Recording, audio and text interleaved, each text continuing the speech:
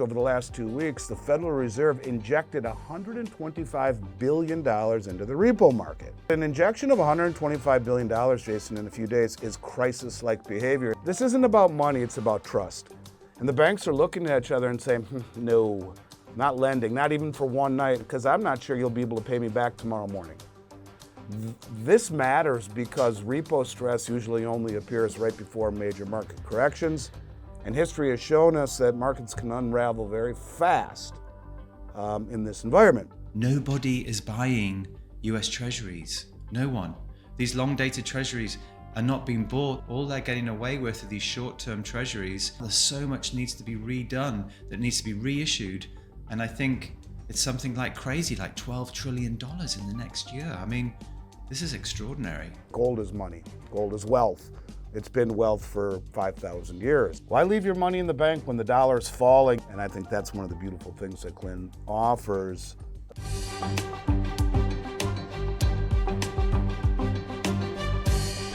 This is Little by Little with Andy Schectman. All right, everybody, welcome back to another episode of Little by Little with my good friend Jason Cozens, the CEO of Glint, where we're doing bi-weekly podcasts to touch on what's happening in the markets and in the economy and geopolitically, politically, you name it, along with diving deeper into the reasons to own gold, whether it be physical or something along the lines of Glint and the benefits that they own. And after our last podcast, Jason, we had so many questions. Good questions that people want to know about Glint, and we'll get into that. I have some questions that I'm going to ask you, I think about 10 of them. But what's going on, man? Is there anything that's off the top of your head that is sticking out? Why we need to own gold these days? Is there anything that you're thinking about over the long weekend that popped up and reared its head? Unfortunately, there is. I mean, unfortunately, I wish I didn't really have to have set up Glint. You know that, Andy. I've always said I wish we didn't have the need for it, but unfortunately we do. And I was maybe a bit ahead of my time, you know, coming up with this idea in 2008 after the last financial crisis, and then going live in the UK, I think in 2018, and then live in the US in 2019. But I do thank God that we've done it because it's all in place. It's tried and tested. We've been running it now for all these years. And it's quite horrific, really, to sit down have a conversation on the phone with one of your closest advisors and long-term investors who is exceptionally well educated, exceptionally well integrated into the financial system at one of the highest levels. He's gone from talking to me 3 years ago to saying, for the time being, the dollar is the stable currency that we've got. Everything's priced in US dollars, but in time, as the debasement happens, and at some point in the future, that dollar's going to become the volatile one. Whereas at the moment, gold is you should argue is the volatile one to some degree, because in terms of pricing, I mean, obviously its purchasing power is the stable one out of the two. But in terms of day-to-day pricing, there's more volatility because we're pricing in dollars. And then a year later, I have lunch with him and he says, wow, the whole thing's unraveling much faster than I thought. Before he was thinking 10 years plus, now he's thinking, gosh, this could be, in a year's time, it could be quite soon. And then I had a phone call with him just the other day. He said, Jason, this is ridiculous. This is happening now. This is happening right under our feet. And I know you talk about that and I talk about it and we're inside our own echo chamber. But this is somebody who's kind of from that institutional, Wall Street world. And, I'm inside my own echo chamber. But to get this from him, and he's saying, Jason, nobody is buying US Treasuries. No one. These long-dated Treasuries are not being bought. The Fed now is having to reverse its tightening, it is now buying them. All they're getting away with are these short-term treasuries. And that means as well, there's so much needs to be redone, that needs to be reissued. And I think it's something like crazy, like $12 trillion in the next year. I mean, this is extraordinary. Yeah, it is, with the yen carry trade blowing up right underneath our feet. At the same time, you're pulling another major source of funding out from the Treasury market. And I agree. We've been talking about this. I think there are a lot of people who feel something breaking. Groceries cost more, rent has exploded, wages don't go as far as they used to. Most people don't understand monetary policy, but they feel that there are consequences happening right now to the craziness that seems to be all around us. And you're right, the amount of treasuries that are coming due in the next year or two, 10, 11 trillion dollars, that doesn't take into account the funding that needs to happen each year. We're running a $2 or $3 trillion deficit each year. The numbers are getting very difficult. And who in their right mind would own a treasury from the United States government of any length? In that, I think you'd be out of your mind to do so in a system where it's almost all but guaranteed that they will have to print money to or monetize the debt, or find a creative way of finding demand for a currency that, who would take a 4% return on a 10 or a 30-year treasury when money creation and inflation and the debasement of the dollar is running many times that, where the CPI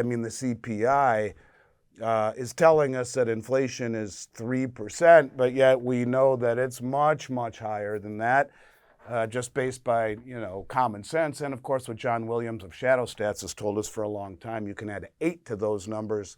He just takes the numbers the way they used to be calculated prior to, I think it was the Reagan administration, where the changes were made to fit their inflationary agenda. I think it's true.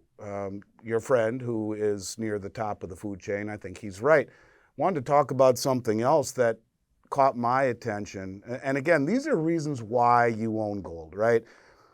But I want it to be clear, Jason and I, at least without putting words in your mouth, have talked about the fact that gold is money. Gold is wealth. It's been wealth for 5,000 years. It's outlasted everything from German hyperinflation to the Great Depression, and every pandemic and 2 world wars. And we're not telling you to buy it to get wealthy. We're telling you to buy it because the wealthiest people in the world look at it as money, and you can see that they are moving in that direction. But also, Jason, we talk about the treasuries, right? So yes, on a big scale, that's huge. Who's going to finance our indebtedness and our fiscal irresponsibility?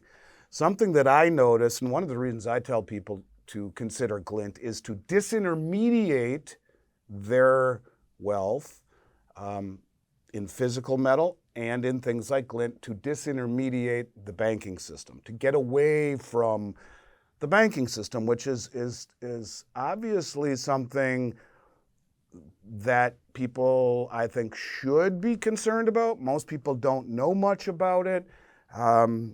Changes in the Dodd-Frank Act regarding bail-ins and bail-outs.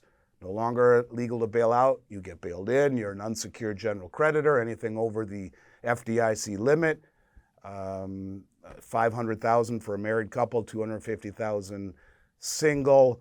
That money gets bailed in. It's not insured. And we can talk about that some other time at length. But something caught my eye, which is another reason, and I'd like your comment, which is another reason why I think people need to own gold. And if you have your physical taken care of, then putting, money, which you have utility with Glint, and we'll get into the questions in a moment as what Glint really is and questions people had on it, but you can put your money into Glint, into physical gold held in Switzerland and at Brinks, and be able to use it via a MasterCard. But the reason that this is becoming more important is something that we saw over the last couple of weeks. And over a 5-day stretch over the last 2 weeks, the Federal Reserve injected $125 billion into the repo market. Now, the media, if you find a story, because it's very quiet, don't tell anyone, it would tell you it was to ease funding stress.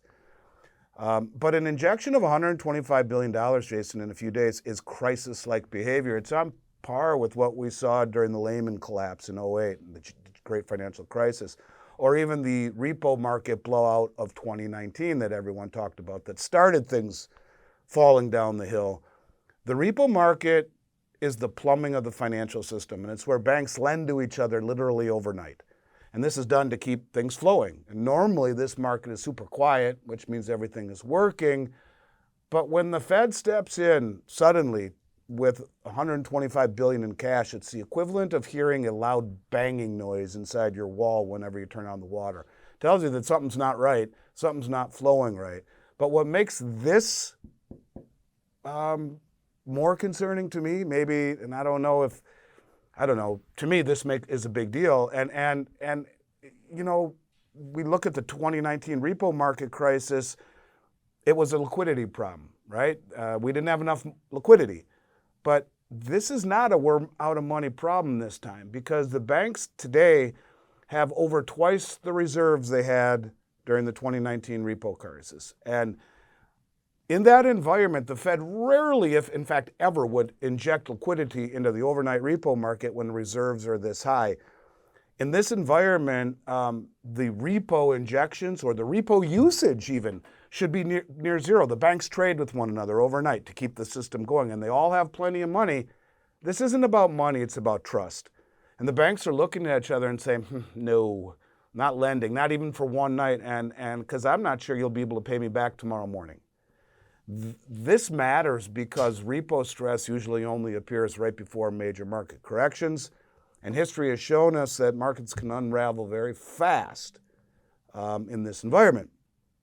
So I wanted to get your feeling on that, because I think it's not just about owning gold. It's about getting away from the system. And anything jump off the page to you with that, Jason? Because it sure does to me. When the biggest banks in the world don't trust each other enough even to lend to one another overnight, that tells us the system is breaking. To your institutional friends' comments, any comments on your own? Yeah. Well, listen, I mean, you mentioned so much in there. I mean, first, straight to these last points. I mean, debt delinquencies, I think, are at all-time high. I mean, higher, I think, than they were before the 2008 financial crisis. That was the moment that I decided to set up Glint. So, what's happening to that is stressing the system. You've got this concerns over the stock market and a bubble territory that we're in potentially with AI stocks and those top, 6 or 7 tech companies keeping up the entire marketplace. Then you have, of course, all these problems with treasuries, and I'm pretty sure if it looks like a cow, tastes like sounds like a cow, it is a cow. The fact that the current administration are getting fully behind stablecoins is no surprise, is it? When those stablecoins require U.S. Treasuries, maybe Tether is the only entity on this planet buying the U.S. Treasuries. And I shouldn't be smiling because this is all really very serious stuff. Well, speaking of Tether, by the way, they have north of $12 billion in gold, and they've been acquiring gold hand over fist. In fact, they were at the Beaver Creek Mining Summit. So, yeah. I think Tether sees the same things that we're talking about here, to your point. Yeah, 100%. And that was the thing that really pushed me to start looking into the problems and what the solutions might be. Was it the 2008 financial crisis when we saw all this happen? And the definition of madness is seeing the same thing happen again and not changing, not doing something about it. Unfortunately, or fortunately, a lot of your viewers will remember 2008, but unfortunately, so many people weren't even of kind of adult age. And I mean, already a lot of the people in jobs of huge responsibility, if they're 36 years old, there are people, I think there are people running countries that are 36 years old now. These people don't remember 2008. It wasn't really on their radar. I think they must have been about 17 years old. Mm-hmm. Yeah. And this is one of the crazy things that I've realized as I've got older, is that no wonder we keep making the same mistakes again and again and again, because knowledge just doesn't get passed down as it should. And so I fear, unfortunately, that we're heading into the same problem. I know we are heading into the same problem again. And this is why we need to obviously have gold. And, one of the questions that we'd been asked from last week's podcast was, if you don't hold it, you don't own it. It's like, oh, well, that's a really, really kind of frequent comment that I hear all the time, and I agree. And you do, Miles Franklin is all about, if you don't hold it, you don't own it. Then you've got to be able to have that. But what Glint does is something very different. It reduces that counterparty risk compared to fiat cash in a bank. That's the point. With the banks in trouble, I love that about it. And I tell people, to me, that's what really attracts me to it. Why leave your money in the bank when the dollar's falling? We look at the BS dollar index. It says the dollar's down 10% this year. Measure it against gold or silver, and it's 5 to 7 times that amount. And I think that's one of the beautiful things that Glint offers. I'd love to jump into the 10 questions that I have for you about Glint. I think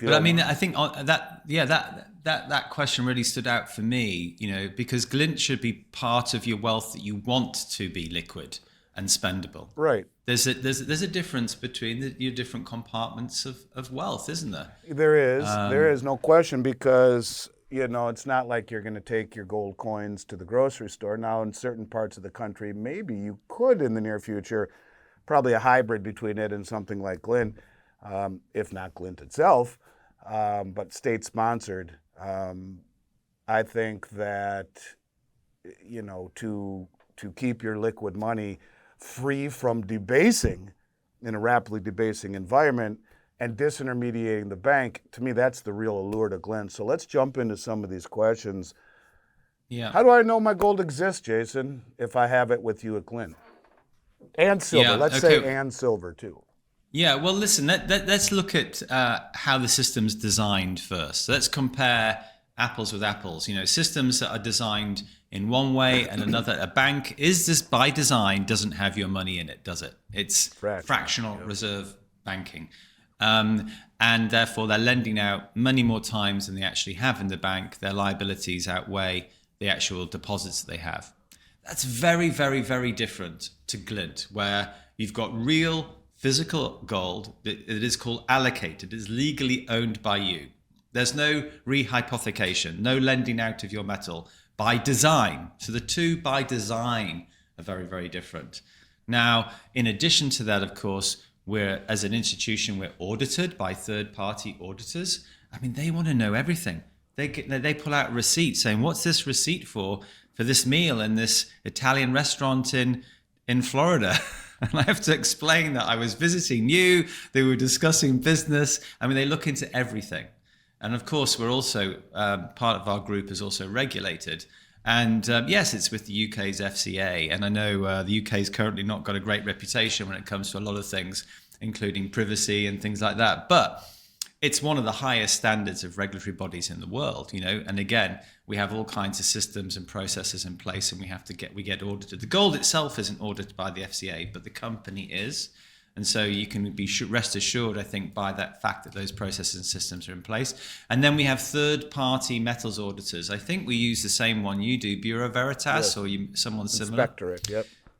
Yeah, and they come in on a regular basis, quarterly for Glint, and they weigh and they measure and they count all the gold to check that it's there.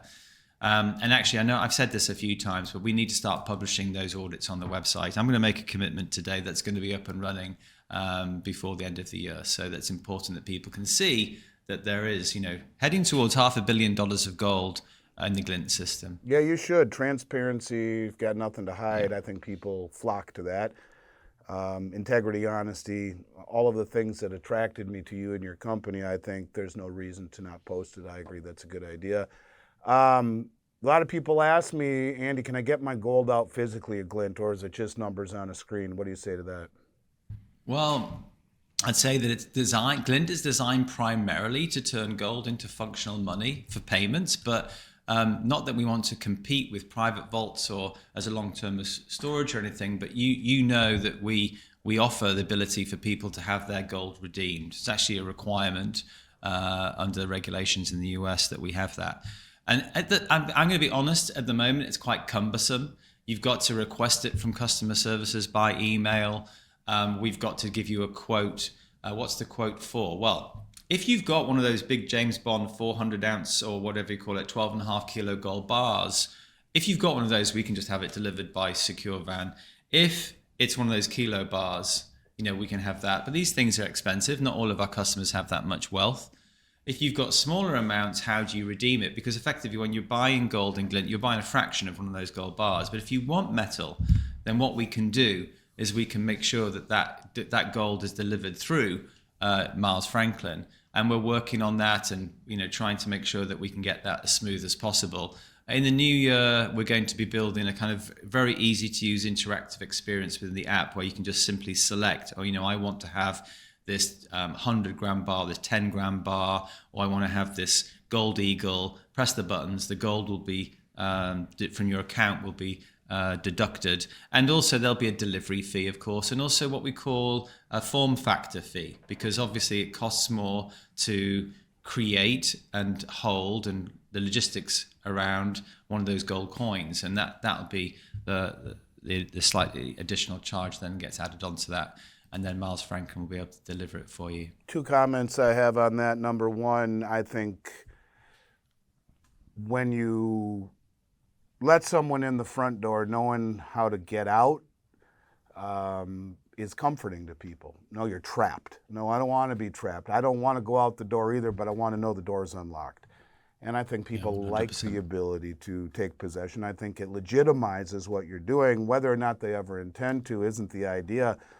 It's like when I set up precious metal IRAs, I say to people, look, you may never intend to, but you can take possession of your physical metal out of an IRA through a taxable event, but you can take it. And whether or not they ever decide to do it knowing that they can is big.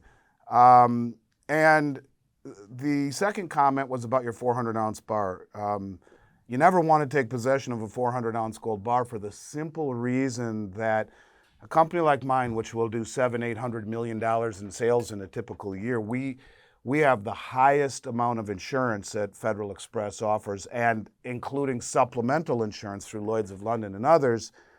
And the most we send in a package is $150,000. So once you have a 400-ounce bar that was delivered by Brinks truck, you're stuck with it. You got to put it in the back seat of your car and drive it somewhere, or have Brinks come pick it up at a bank, and you're dealing with a very small pool of entities that have the wherewithal to buy it from you, or even the inclination or the desire to buy it from you. So whether or not it is an option, I would encourage people to think twice about that, even if you have over $1 million laying around worth of gold that you'd like to hold in the form of a bar. Do it in 400 1-ounce bars. Don't do it in one 400-ounce bar. This is a question that I don't really know the answer to, and I was puzzled as to why I keep hearing people say, why is it 9% fees? What exactly are the fees, and why do I keep hearing people say 9%, Jason? I'm not sure about that one. Well, I was pretty shocked to see a lot of those comments as well about 9%.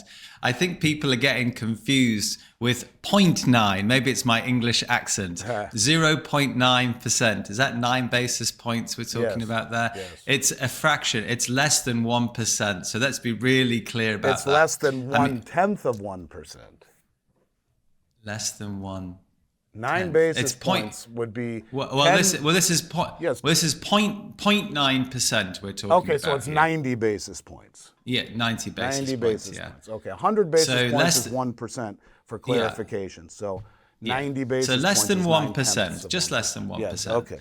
And we're using the efficiency of technology to be able to offer very low fees because in order to make something a currency, it's got to be very low fees. So we try to make sure that we're as transparent as possible, no hidden fees. If I go onto our website there, you can just simply go into the help section and type, or go into Google, say Glint Pay fees, And, they're all listed there in lots of different tables. So, for instance, when you fund your account, to do an ACH transfer, there's 0 fees. If you want to do a wire transfer, it's $25, but there's a minimum you can transfer $500. If you wanted to use a debit or credit card, you do pay 3%. And yet a lot of people do pay that 3% because they're in a hurry and they've just listened to Andy's show and they want to get their gold in their account. And you have to do that, of course, as well when you're initially coming into Glint. That's to cover the expensive credit and debit card fees that we're charged. And so we pass that on to our customers. But you can do an ACH transfer for free. I mean, I could go through all of these lists, but I'm just going to pick out, I think, the ones that really stand out for most people. Again, let's repeat, less than 1%, 0.9% to buy or sell gold or silver. So for both of those metals, it's 0.9%. And then, of course, when it comes to the storage and insurance, again, because we're kind of bringing all of this gold that our clients own into one cage, segregated from the other gold and silver in the vault, it's only 0.02% per month for gold. That's 0.02%. That works out at just under 0.25% per year, which is very low when you consider the gold on average is going at what? 6 or 7%, Andy, a year on average? Yeah, no, we have a storage program with Brinks. It's very low. 20 basis points is as low as you'll find anywhere in the industry. So. Yeah. Now for silver, it is more expensive. It's 0.04% per year, but that's because it's just so big. It's in the same vault roughly, and yet it's kind of it's so much more. So much bigger in terms of the value to the size of the silver, so they charge that. And we also do have minimums. So there's a $1 a month minimum for gold, and there's a $2 minimum for silver. Your accounts cost us time and money to be able to look after, to keep secure, and etc. So we do need to put some of these efficient fees in place. We can't do this service for free. And I'm sure your bank charges you for things. So yeah, I mean, I could go on. I mean, the card, you can get the card delivered to you in the post. I think it's $15. But unless they type in Andy24. That's right, and you get it for free. Card, and that's a way for people to know that it came from us. And since we are helping out in terms of being the U.S. point of contact, not so much for customer service questions, but as a big picture, people wanting to liquidate into physical metal, people having big picture questions, we are the point of contact. It's something that I think it's important to know the fees, and certainly they can find that information on the site and on the app. But, I think in general, I would say the fees are as inexpensive as anything you will ever buy in the precious metals complex, from storage to purchasing to unwinding. So I have zero problems with the fees. I was just curious about why I kept seeing 9%.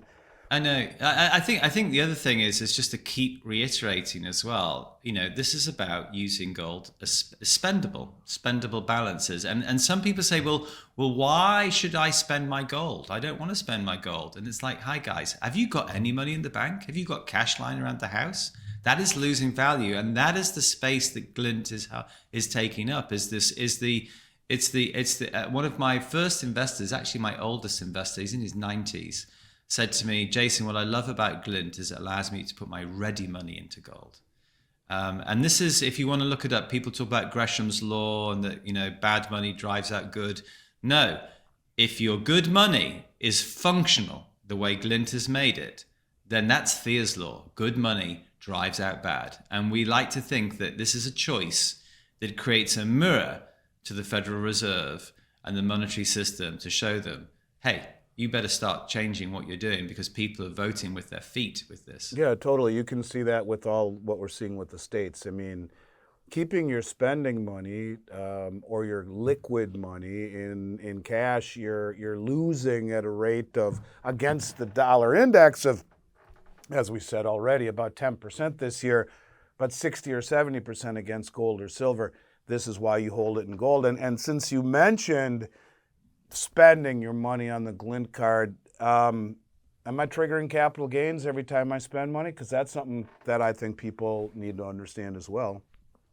Yeah, sure. So in most countries, it depends which country you are and your tax situation. And I've got to make a statement, say I'm not giving you tax advice here. But basically, most people that I know in the United States and in the UK, for instance, are subject to capital gains tax with gold. So if you're lucky enough to be making it to paying capital gains, if you're lucky enough to be making a gain on your gold, which you are, as you know, more often than not, then you have to pay some tax. That's the rules of the country. You're still going to be net up than you would if you hadn't bought the gold. Well, let's pretend gold went down, which it hasn't much lately on a big picture, averaging well over 10% per year. In the last 2 years, been up much more than that. But would I get a capital loss as well? Yeah, I'm not sure about what the situation with the tax is there, but we're predominantly focused on the gains that we've been seeing. My guess is you would, because if it goes both ways. So, and the capital loss can be written off against the capital gain. So keep that in mind too. Yeah, well, we within the app you can download spreadsheets and PDFs of your statements and things. But with some of our users who are very heavy users, can you imagine trying to work out your capital gains tax every time you're spending your card, using your card everywhere, if you're traveling, if you're using it in the city or wherever you're using it, and you end up with thousands of transactions? That could be quite difficult. So what we did is we teamed up with one of the biggest accounting firms in the world. They're called KPMG. And we said, hey, let's work together on coming up with a solution that we can give our clients. So there's a capital gains report as well you can download for $45. Most people just do it once or twice a year. And anonymous data goes to KPMG servers. We don't send them your private information, but we send this information to them. They crunch the data and they come back with a report, which we put your name on, that you can then download. Yeah, if you're doing transactions, it's essential. It's $45 well spent. Speaking of reporting, tell me about KYC, Know Your Client, and why do we need to fill out a KYC form? Yeah, sure. Well, look, let's be honest. KYC is legally required for any kind of regulatory or financial payments services today, and Glint isn't unique in this way. Banks, brokerages, exchanges all must do it, and so does Glint. You're doing this. The client's not, right? Yeah. So what? Well, the client just we just have to know who you are, and there's actually two sides to this. The regulators tell us to do this. We're not sending a stream of KYC information to the regulators, by the way, but they ask us to do it, and it's actually quite important. Like, how do I know who you are unless you give me the information? And if you don't give me the information, how do I stop someone later on who's trying to get into your account pretending to be you? How do I stop that if I don't know who you are? I need to know who you are. So know your customer or customer identification programs. It's legally mandated. We have to do it. But you know what? I kind of think we'd want to do it anyway, because we need to know who Andy Schectman is. I need to know whether or not what his age is. If some 18-year-old comes on the phone and pretends to be Andy Schectman, he's obviously 18 years old. He's obviously not Andy Schectman. This is all part of the security, the systems behind what we do. But yeah, it's important, and we do it. It doesn't take long. It takes a few minutes. You need to have some information that you put inside during registration, but most people get through registration in about 3 minutes. I did it when I was with you in London. Before we sat down at lunch, and before I think I even got my drink, I was already funded on my American Express card and set up. It's very easy. I will attest to that. I funded mine with an American Express card, and I think I buy $500 worth a month to continue to add to my stack, but doing so in this way to give myself utility. On that, I think we've stopped allowing American Express. Well, maybe that's why I got a thing from you recently, and I thought maybe I got because I got a new American Express card. and that's a good thing because I need their to fees switch are my eye-watering. Their fees are eye-watering. We're losing money on MX. Coming so through. that's probably why I haven't made a purchase in a month. Good to know. Thank you. And the other thing is some people getting mixed up with electronic currency, gold currency. Is this something to do with CBDCs?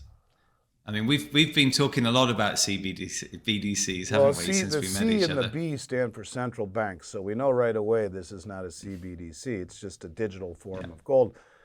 And the technology behind it is kind of mind-numbing. Watch how fast it works and how slick it is. So while it is digital, in the digital ecosystem, it's certainly not a CBDC. But I would say that the most often complaint I hear about Glint, Jason, is why the hell is it so hard to do an ACH bank transfer? You have any insight into that?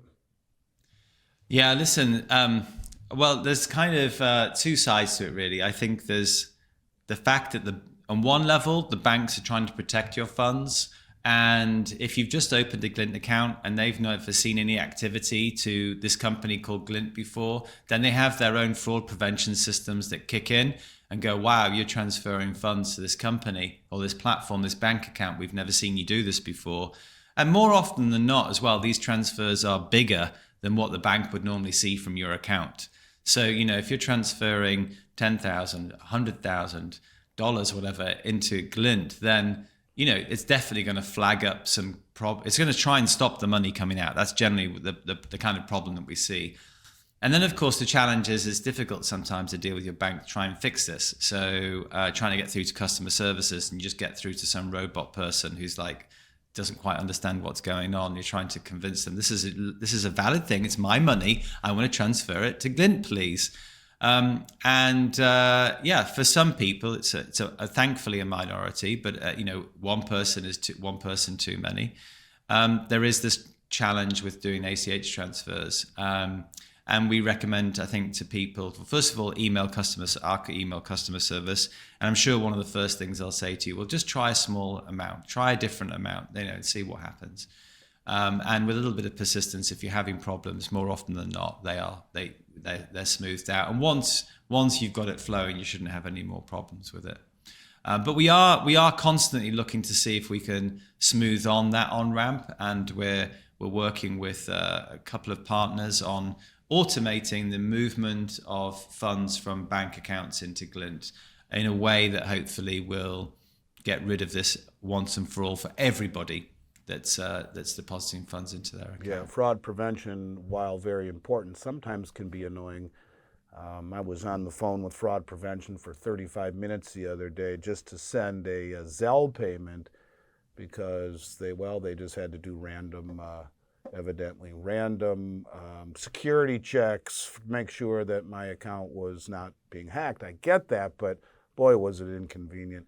Anyways, talking about inconvenience, what happens if the internet goes down, a power outage? If the internet went down for a long period of time, how do I get access to my gold? Yeah. Well, look, primarily, Glint is designed as a system that works within the payment system and whilst it's still functioning. However, I do want to point out that, yes, we have the card that I actually got it on me. We have the card that works on the MasterCard rails. Very happy to have partnered with them. They offer a very efficient system. But we also have the app. Now, in the US, we haven't switched this on, but everywhere else in the world, certainly in the UK, if you're a Glint customer, I can transfer funds from myself to another Glint customer as easy as sending a text. And that's completely outside of the banking system. So that is, gold is outside of the banking system in a vault that's outside of the banking system. It's insured by Lloyd's of London, not the FDIC.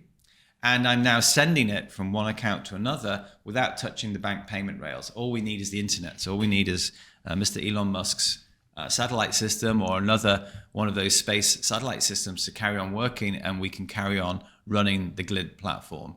However, at the end of the day, the physical gold is still in the vault. It's still there. And so whilst we're not optimized for a world where there is no electricity and there is no internet. I mean, what a pretty dire situation we'll be in that situation. But the gold is still in the vault. And I can imagine that we'll start leading to things like, look, we'll just go back 200 years to how banks worked, and we'll have a checkbook.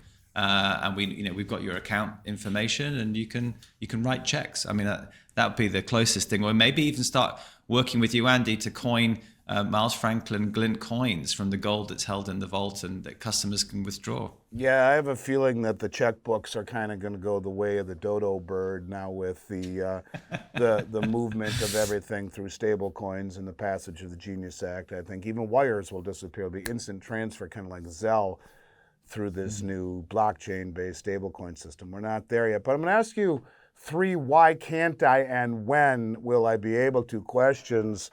Okay. First, why can't I spend silver with Glint, and when will I be able to? I remember the first time we sat down at lunch, I said, Jason, you got to get silver in this thing because that's what everyone's been buying, and you got a big smile and said, we're doing it, and you did.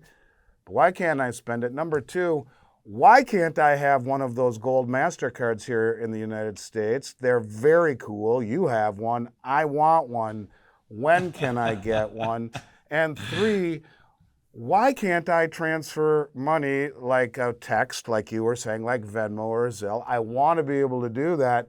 When can I? Okay. Right, silver. Well, first of all, I just want to say you're the reason we've even got silver on the platform, because I think you knew my position. I felt that, the reason why silver historically had been even brought into the monetary system was it was to deal with de minimis payments in the same way copper was too. So you had gold, you had silver, you had copper, was it nickel? I'm not sure. Anyway, we had these different types of metals, but really gold was the ultimate one. But then again, if you wanted to just buy one egg, very difficult to chip off a tiny amount of gold to pay for that. So they introduced silver and other inferior metals. I mean, at the end of the day, silver goes off. It tarnishes. It's not the superior metal that gold is. And so maybe, wrongly, I kind of felt, well, gold's the ultimate metal, and Glint has solved the de minimis issue of gold in payments. You can literally buy 0.0001 gram, or maybe less than that, of gold, 1 cent's worth of gold, and be able to spend 1 cent's worth of gold. So we don't need silver. Of course, when I met you, you were saying, Jason, you still need silver. Was I right? Silver. I mean, based upon you were. the number of the amount of transactions you're seeing in silver? Yeah, absolutely. I mean, so we introduced so I thought we'd do it like everything in life at Glint. We do things cautiously, prudently, and in stages. So we introduced silver to be able to buy, save, and sell it. And we did that in December. And it's been phenomenal. A lot of people taking advantage of that. And of course, it was prescient because, of course, the US states, and we've been talking about this in other podcasts, all these US states, Florida, Arkansas, Missouri, Texas, Louisiana, they've all passed laws actually making gold and silver legal tender, because in the US Constitution, as we talked about before, Article 1, Section 10, Clause 1 says that no state may make its own currency except gold and silver. So in order to comply with those new laws that are coming in, and we're really excited about the prospect of being one of the first, if not the first, to be authorized provider of state gold and silver currency, then obviously we needed that on our platform. So you can buy it, save it, and sell it, and before July next year, you'll be able to spend it too. And well, that's fantastic that you'll be able to. Yeah. To spend it too. What about the? I'm sorry. What were your other questions? Yeah, I was gonna say, what about the? And I love the fact that you will be able to spend it. That's a big deal. The other one was, when will the gold MasterCard be available, and when will the ability to transfer peer-to-peer at no cost here in the United States be available, and why isn't it available at this point? So, for those of you who don't realize, Andy's actually he's not just talking about, he's not actually just talking about our gold card, as in, I don't know if yours, can you see that on the screen? Yes. That's like my app, and you can see my gold card peeking out the top there. This is my demo account, my expenses account. But look, if I swipe this over to the right, there's a little looks like a solid gold debit card, and that's exactly what it is. We have a solid gold debit card, which it's made of. It's the most beautiful thing in the world. You felt it, haven't you, Andy? Yeah, I mean, you could use it as a weapon. It's so heavy. And it's incredible. I mean, that's what I love about gold is that you put it in your hand and you can like send a shiver up your arm. It's in our DNA. I agree. Man's been in search of it for 6,000 years. You feel you can tell it's off planet.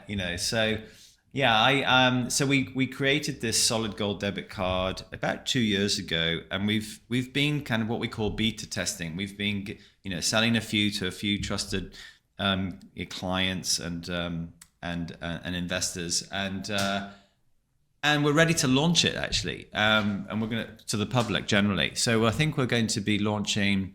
It's either going to be just before Christmas or just after Christmas Here in the UK. States. No, sorry, in the UK, and then I can promise you before June next year, in the first half of next year, we'll launch it in the States. And Andy, you will be the first in the United States to have one. I promise. You're a very sweet man. I appreciate that. Even if someone wanted to pay for one in the States, not able to do so, correct? No, that's right. Not yet. Right. Okay. We're gonna what I think we're gonna do is launch a website, a bit like Elon Musk's Tesla Roadster website, where you can register for one. By the way, have you seen that car? I mean, it's expensive. It's about $250,000. But it's the fastest road production car ever. It goes 0 to 100 in like 4 seconds, 0 to 60 in 1.5. It's supposedly going to have tops that come off, like Target tops, or I don't know. It looks like an incredible car, just saying. Yeah, well, in the spirit of doing things like world class and excellent, this is the Glint's gold card is the one gold card to rule them all. It's the only real gold card. It's a gold card where you're paying with gold. And so we'll allow you to register for them because, they're in short supply. We're not producing millions of them like we do with the plastic cards. These are handmade precision technical instruments with the solid gold. You know what I like about it, Jason? Like the people who own gold often want to talk about it, but don't because they're afraid that people will target them or having a gold MasterCard. Yeah, my gold's all stored in Switzerland with a company called Glint. Is a very cool foray into a discussion on the why to own gold, the meaning behind it, and also the amazing technology behind Glint, where I tell the story all the time when you and I went to lunch and you paid for it. Just like that, in a fraction of a second, your holdings, the number of ounces decreased by a couple of grams, and lunch was paid for, and it happened before the guy even said the waiter said thank you. I could see all of this happening where there's communication between the restaurant, between MasterCard, between Brinks, and between Glint in a fraction of a second. And I want people to know, literally, that's what pushed me over the edge. I had already been through the presentation at your office, talked to your staff, and this had been going on for a while. When I saw it in action, it was fantastic. All right, last question. When are we going to be able to transfer to one another in the United States? So you'll be able to transfer again before June. We've got a whole load of target things we want to get done in the first half of next year.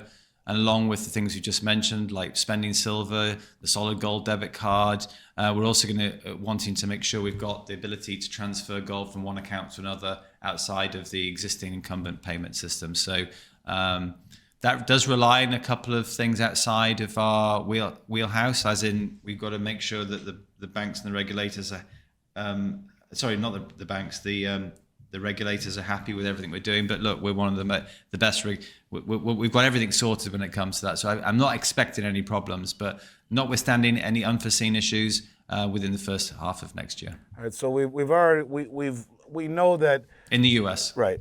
We know that Glint is not a bank. We know we know it is kind of a debit card. We know it's not an ETF. It's gold holdings held that give you the ability to use through the MasterCard network your metal as a form of payment, if you wish. Silver's coming. But what countries are eligible to use? This will be my last question to you, and I appreciate you answering them all because these are the questions we get all the time. What countries are are, if any, are restricted from doing this. Can anyone own Glint around the world, or what countries are you currently working in? So you can download and register for a Glint account in hundreds of countries around the world. But I would say, honestly, that it's optimized for the UK and the USA at the moment. What do I mean by that? Well, all of the functionality, most of it anyway, is available in the UK and the USA. In the USA, with notwithstanding the ability to transfer from one account to another. In other countries, you can buy gold and silver, you can save it, you can sell it, and in a lot of those countries, you can also transfer from one account to another, but you can't use the Glint MasterCard. So really, if I was you, I would just be focusing on this if you're in the US or the UK. We get a lot of people asking, "Oh, why is it not in my country?" And very frustratingly, even review websites like Trustpilot, people are saying 1 star because it's not available in my country. Come on, guys, give us a break. We're innovative, but we have finite resources. But I tell you this. We are determined. We are building a global goal-based payment system to allow efficiently businesses, individuals to be able to do business with each other with gold and with silver smoothly like any other currency. And that is the vision for the business, and that's where we're going to get to eventually. Please be patient with us. And we're open, all ears. Love the comments. We'll be on those tonight, listening to them and replying to as many as possible. Any ideas that you've got, we're welcome to hear them. Yeah, I think it's smart because, Jason, gold is being rewoven into the monetary system, and Glint has a head start on just that, on reintegrating, if you will, gold into your own personal monetary system. Jason, you're amazing as always. What's the best way for people to reach out? Remember, Andy24, when you fill in or when you register your account to receive a free MasterCard. But what's the best way for people not only to follow what's going on with you and your help in assisting states in the United States to recognize gold and silver as money? You've worked extensively with the state of Utah and other states around the country. Thank you for that, spreading the word. I know you've met with state legislatures. What's the best way for people to follow you and to get set up with Glint? Well, listen, I think the best thing to do is go straight to the App Store, download the Glint app, and get registered and buy the first little bit of gold on the platform and just check it out and play with it and see how it is. As Andy says, type in Andy24, ANDY24. A lot of people misspell it. They just put Andy in. They don't put the 24 on the end. And of course, our team saw after our last podcast, lots of people adding some of those variations in. Please make life easy for you and the customer service team to put Andy24 in. That's important because we know that it's coming from this podcast. We know the interest is coming from this. And also, you're going to get a debit card, a Glint debit card delivered to you for free. So do that. But of course, you also will want to know some more information and keep up to date with everything that's going on. So we have our YouTube channel, which I think is @Glint. We have our Twitter, Instagram, TikTok accounts, which I think are @GlintPay. Go and follow us on there. And our website is glintpay.com, glintpay.com. I'm sure, Andy, you're going to be able to put that in the description underneath. And Absolutely. in case you guys forget. And of course, you and I do a bi-weekly show. I'm not sure if we're going to do the next one because here in the States it is the Thanksgiving holidays, and I have family coming in. What? Listen, come on. I know Andy. I'm a workaholic and all, but if I have the ability to do it, it will be done. I know my daughter, who's a hell of a golfer, and she was a captain of the high school golf team. I know she's got, she's kind of twisted my arm into taking time off and playing golf with her every day. We are fortunate enough to live on a golf course. You definitely should. So we'll see how that works out. But subsequently, every other Monday we do our show where we talk about, not just what Glint is, but why we want to own Glint, the pressing issues of the day, and certainly that's something you focus on. So I look forward to continuing our discussions, and as always, I I'm glad that it's still light out behind you, so you'll be able to get home before it's pitch black in the UK. But I hope you have a great evening, and I thank you for jumping on in again, Jason, and we'll see you again real soon, brother. See you again real soon. Thanks, everybody. Yeah. Take care, buddy.